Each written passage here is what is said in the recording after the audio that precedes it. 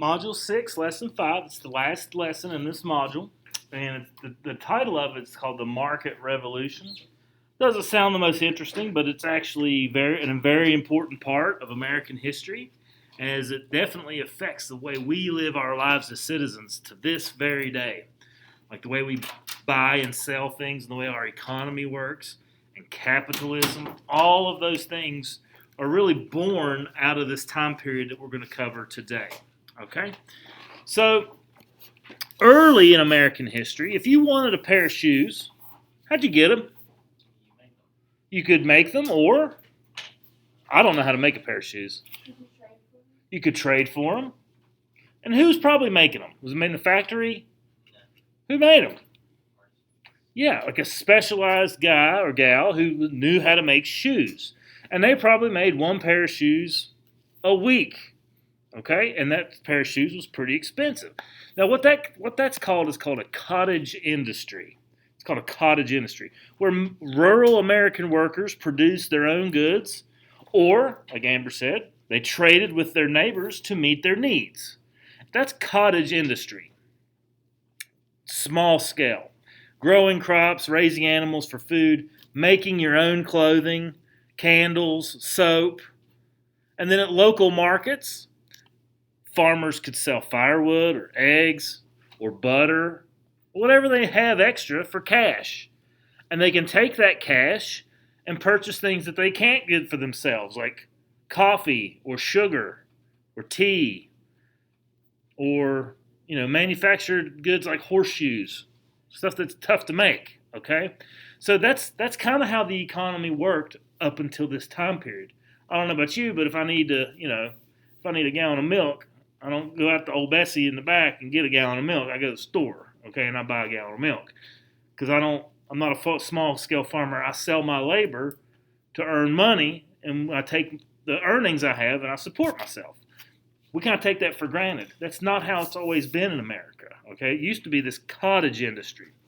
But by the middle of the 1800s, factories and farmers themselves had began to shift from self-sufficiency to what's called specialization, meaning even a small farmer would raise one or two crops, and then they would sell everything that they had to make money. And with the money, they could buy the things they need. All right? These developments and the use of money in a monetary system led to a market revolution, which is what we're talking about.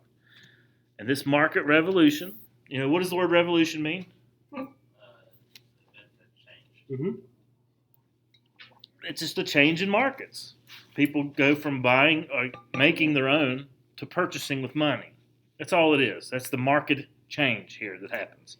So people would buy and sell goods rather than making them for their own use. That's the market revolution. And it causes a striking change in the way, America works, because a new economic system gets created called capitalism. For better or worse, this is the system that we have, capitalism. Capitalism is the economic system that depends on private businesses and individuals controlling the means of production.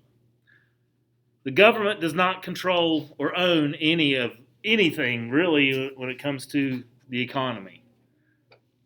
That's how capitalism works. For example, if I want to, let's say I think that Beckley that a Red Lobster would do really great in Beckley. So I go to the bank loans me money, and I build my Red Lobster, and it does really great, and the food's really good, and I have full tables every night, and I make a profit.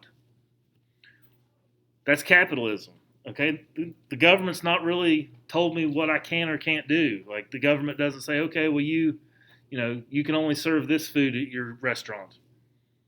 All right? Some countries don't allow that. Like they control a lot of aspects of the economy. But in capitalism, it's a free market. People are free to sell as long as what the thing that drives what gets made is what people want to buy. Like there for a while, I bet everybody in this room had 15 fidget spinners in their house. Am I right? Don't you tell me I'm wrong. Everybody in here has at least 15. How many you got now? When was the last time you even saw a fidget spinner for sale? You don't see them anymore because they're no longer in style or in fashion. What people want to buy is what drives what is produced. That is what capitalism is. If people want to buy it, then people will make it. How many of you guys are in the market for a VCR? Anybody want to buy a VCR? They don't make them anymore. You know why? Nobody wants them. Nobody wants a VCR. They were bad even when they were the best. Okay? So, but if it became fashionable to watch your old tapes again, maybe VCR could come back in style. You guys even know what a VCR is? Okay, all right. All right, so that's how capitalism works. All right? Individuals own it, and they provide a good to other individuals, and if individuals want to buy it, that's what drives the economy. If people want, if I own a fidget spinner factory, I'm probably not doing very hot right now because they're no longer in style. Okay, all right. So, consumers are free to choose. Anybody ever been to Walmart? Oh yeah. There's over 250,000 choices you can make at Walmart. It's kind of overwhelming the choice that we have in this country. Like you can choose from that many things. In countries where they don't necessarily use capitalism, you go to the store and they're like, okay, here's your bread, here's your milk, here's your cereal. You don't get to choose Lucky Charms, Raisin Bran. Like, here's your cereal for the week. Okay? So we're very fortunate to have choice. And choice is a big part of the American capitalist culture. Okay? Now, back to my Red Lobster thing. Let's say I want to do that. I go to the bank, I get the money, I open a Red Lobster. I'm an entrepreneur. That's what I would be. It's a French word, entrepreneur. It means to undertake. I'm taking a risk. Because, I go to the bank and I get my loan, probably $2 million. I get $2 million. I build my building and I buy the franchise. And now I'm frying up lobster or whatever. I don't know, making those cheddar garlic biscuits that are delicious. And my business does well. And so I earn the profit, me, because I took the risk. What happens if, I hire a bunch of staff and then they start selling drugs out of the back and people start serving serving food with open sores on their serving hand and people stop coming and I'm losing money and then all of a sudden my business, I have to close the restaurant. What happens to me? I lose everything because I took a risk. I'm not able to pay back that $2 million and now I'm in bankrupt. Okay? So that's what an entrepreneur is. They're a risk taker. Okay? Now, some of the first risk takers in American history would be people like Charles Goodyear. You ever heard of him? Ever heard of Goodyear? What do you think Charles Goodyear invented? Tires existed, but he developed the process of vulcanization. Vulcanization. All right. You guys know what that is? All right. Rubber. Have you ever wondered how it's 5 degrees outside and rubber is still flexible and pliable and you can drive on it and it still bounces? It's because that rubber's been vulcanized. It's what allows it to be flexible. Okay? So even in extremely cold weather. Now, his vulcanized rubber, there's not a big use for that in 1839 when he invents it because how many cars are on the road in 1839? There aren't any. But people used it on the soles of their shoes, vulcanized rubber, okay? And that's how he made his big money. Or even people like, I got a slide. Elias Howe, he invented a sewing machine. He invented it, which, I've never used a sewing machine. Does anybody, you guys or gals know how to use a sewing machine? A couple of you? Is it hard to do? What do you do? What is it?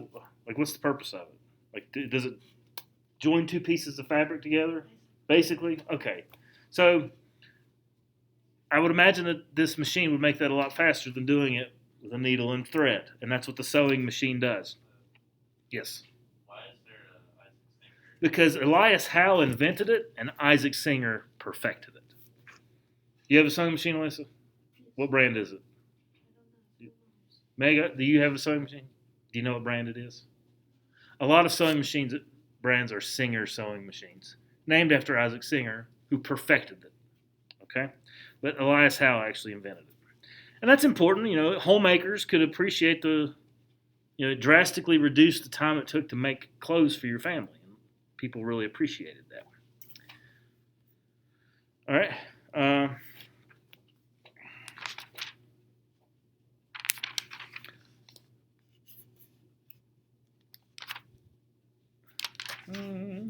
right. Other new cool inventions that were created out of this time period where people were like, thinking up creative ways to make money. This man's name here on the left is Samuel Morse. Samuel Morse.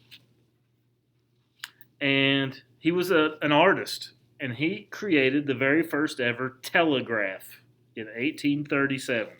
You guys know what a telegraph does? Oh, it sends messages in Morse code. Yeah, through what? What is it? Yeah, yep. And those taps are electrical disruptions carried through what? The air? Or how do you get one message? The electrical wire. Copper wire. Okay, so I could run a copper wire from my classroom to the cafeteria, and the different disruptions in the electrical signal would be transmitted to the cafeteria. How fast? How fast does electricity move? How fast does lightning move? Lightning. The speed of light. The speed of light, 186,000 miles per second. The speed of light. Okay? So, what are the implications of this being able to communicate over vast distances at the speed of light? Anybody in here own a cell phone? Yeah. Now it doesn't have to be connected to a copper wire. We do it wirelessly with our cell phones. Matt, all a telegraph is a text message that you have to decipher, and it has to have a wire. That's all it is. It's 1830 text message. Okay? But these telegraph lines spread all over the United States, particularly in the larger cities on the East Coast. And by the 1860s, the start of the Civil War, the telegraph network had stretched all the way to the West Coast. So you could send a message from East Coast to West Coast at the speed of light. All right? So it really brings us all together. Businesses use this to communicate, to transmit orders and, give up-to-date information on prices and sales. It was a huge success. Railroads would employ telegraph operators to keep the trains running on time. Pretty big deal. A lot of implications from the use of this telegraph. It changed the nature of print communication as well. All right. We'll also see some advancements in transportation. If you recall, Henry Clay came up with the American system, and what was one of the three tenets of American system when it came to transportation? We're going to have increased banking, we're going to have a protective tariff, and we're going to have improved infrastructure, roads, canals, bridges. Well, one of the things that comes out during this time period, 1807, a man by the name of Robert Fulton, he invents a steam engine, which converts boiling water into energy to drive a boat or anything. You can use a steam engine to drive about anything. All right. So the first ever steamboat was Robert Fulton's, and it was called the Clermont. And it's important for this because now you can go against river. You can literally take products upriver instead of just downriver. Instead of floating them downriver to the next port, you can go against the current in a steamboat at a very fast rate. I mean, considered for the time. All right. So this water transport grew vastly in this time period, and one of the things that is created is called the Erie Canal. Sounds spooky, doesn't it? It's called the Erie Canal because it joins Lake Erie just north of Buffalo, New York, and it follows all the way to the city of Albany, which is the capital city of New York. So this canal is just basically a ditch. It's a ditch that goes from Lake Erie to Albany, where it meets the Hudson River. Now the Hudson River flows to where? Where does it empty into the ocean? The Hudson River. Henry Hudson, a Dutchman. The Dutch settled where? New York. So you could literally get from New York to Lake Erie, which, if you don't know, Lake Erie, more canals can get built and connect all 5 Great Lakes together. So you can literally get on a boat and live in like Chicago and then end up in the ocean and go to like Europe without ever having to cross any mountains like the Appalachians. And you can float extremely heavy things. Like imagine like a big old train car full of coal on a boat. You could float that all the way to wherever you wanted on the Erie Canal all the way out into the ocean. So the completion of the Erie Canal made New York the busiest port city in the world, because more and more, all the people that lived in the Midwest could ship their products out from New York because of the completion of the Erie Canal. Not to mention the emergence of railroads. The canal, unlike the canal, the railroads offered the advantage of speed. Trains could go a lot faster than boats. Trains are more expensive to operate. Another thing, though, is that trains can operate in the winter. Why can't canals operate in the winter? Because it freezes. I mean, have you ever been to Buffalo in the winter? It's cold. It's like living here. Trains could operate in the winter, and they could bring goods to people that don't live near water. They could bring goods inland. So, and passengers found the speeds exciting. I remember, I read an article about the first time somebody rode on a train. They weren't sure if the human body could withstand the rigors of going at such a rate of speed, like 12 miles an hour. But obviously, the human body could withstand it. But that's kind of what we're talking about. Like, it's not even that much faster than a horse. But it was exciting for people. Eventually, also, trains are safe and reliable, as opposed to steamboats, which kind of known to blow up a little bit because mud would clog up their intake. But anyway, trains very, very important to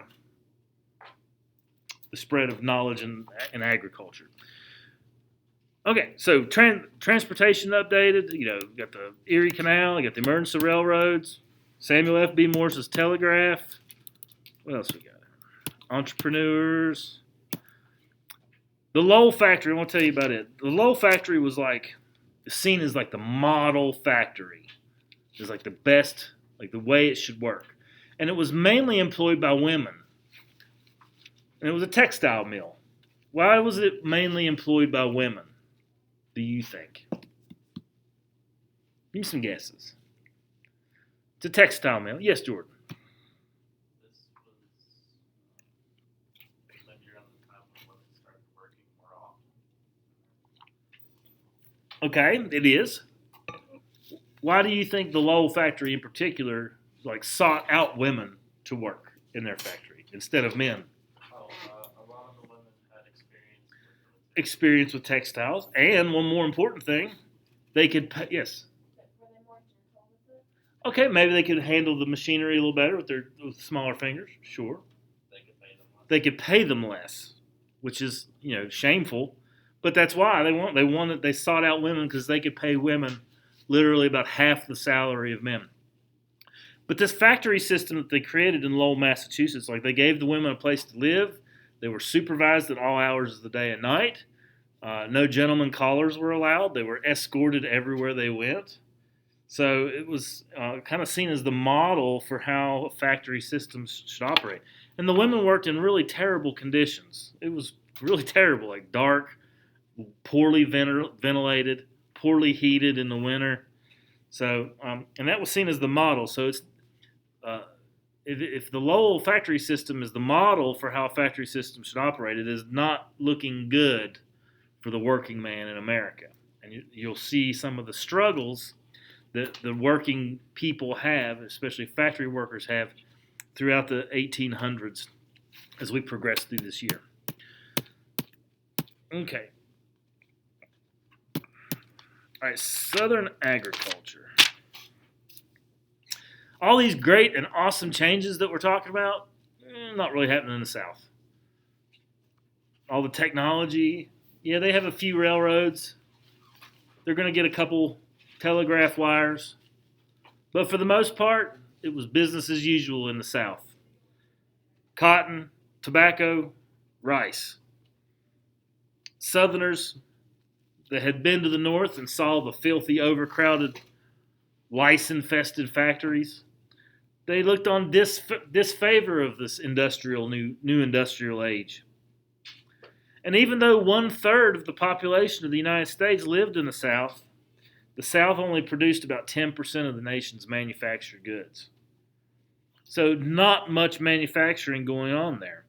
So what was the South's economy based upon? Agriculture. And the majority of the money that was tied up in land, or the majority of the money that existed in the South, was tied up in two things: land and slaves. That's what the entire economy was based upon. And it was working. The South's economy was working, as they were the world's leading producer of cotton, mainly thanks to the cotton gin invented by Eli Whitney in 1798.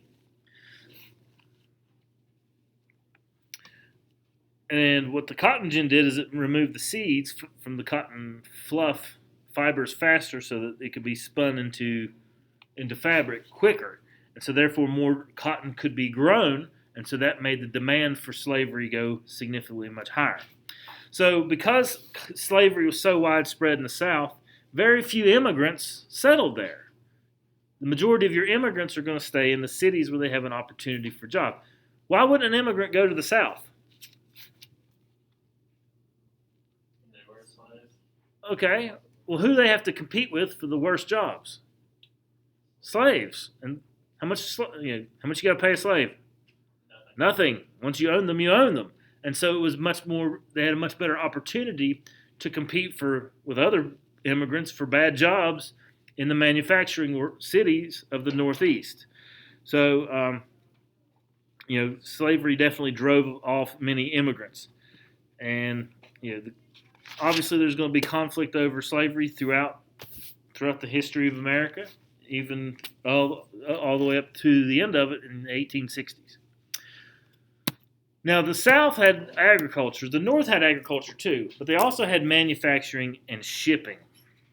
And especially after the opening of the Erie Canal in 1825, and New York City becomes the central link between American agriculture and European markets. In fact, cotton was exported through New York City more than through any other city in America. They weren't even growing any cotton in New York, but they could ship it up the Mississippi and then ship it over to New York through the Erie Canal. Small towns like Chicago matured into extremely large cities almost overnight due to the sheer volume of people arriving on boat and on the railroad. Telegraph wires strung all over the Northeast. And with all of these new factories and popping up, producing goods, there was a high demand for labor. And the demand for these labor was not going to be fulfilled by slaves, but the demand for this labor is going to be fulfilled by an increasingly amount of immigrants coming to the United States, particularly from what two countries? Anybody got any guesses? Not Italians yet. They're more 1900s. Ireland? The Irish, who are fleeing a potato famine. People are literally starving to death. And what other place? Yeah. China.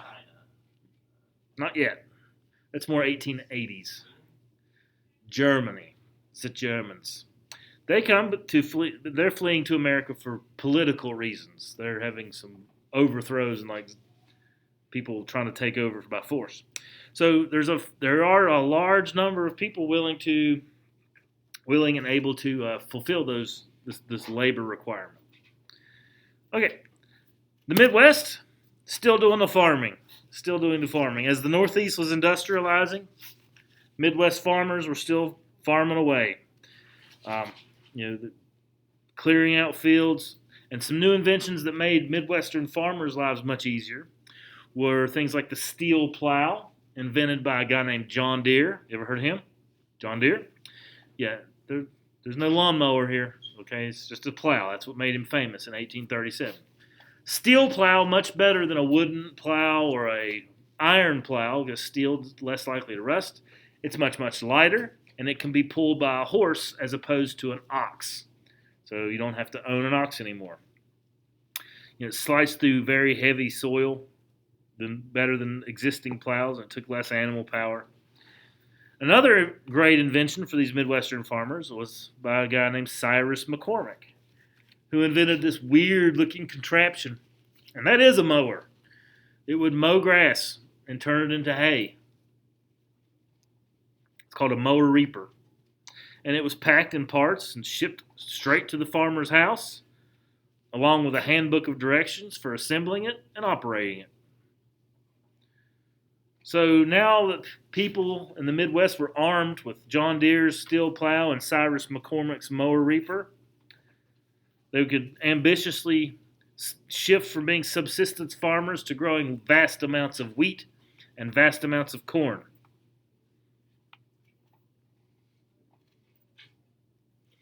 Questions? All right.